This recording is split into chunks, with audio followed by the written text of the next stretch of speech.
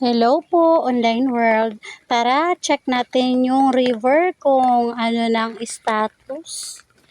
Slowly lang tayong mag-walk kasi slippery. So, ayan. Ayan po yung ating kapitbahay na river. Mas lumaki yung water level.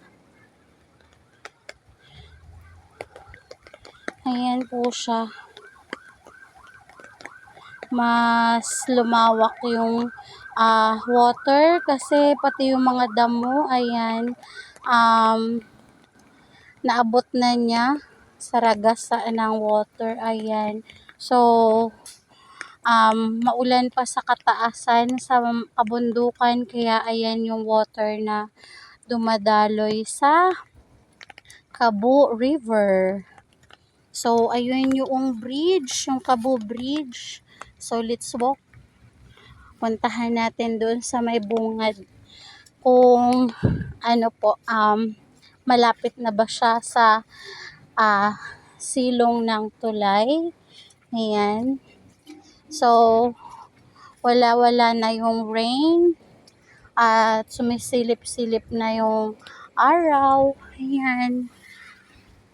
Hoping tuloy-tuloy na para tayo ay makapangalakal na kasi wala tayong kita. 3 days na. So, ayun.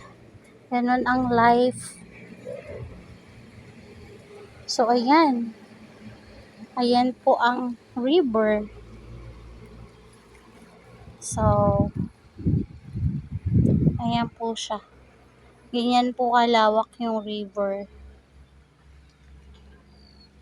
So, ingat po. Ingat pa rin po tayo. Ayan.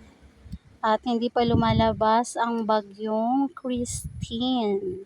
So, ayon sa news, mamaya pa siya lalabas sa Philippine area of responsibility. Ayun. So, let's go here. Ayan.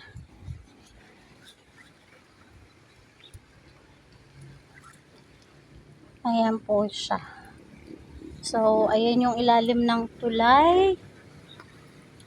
Malayo pa naman po siya sa ilalim ng tulay. So, ayan. Update lang po sa Kabu Bridge. Dito po yan sa Cabanatuan City, boundary po ng Palayan City. That's all. Thank you for watching. Bye-bye.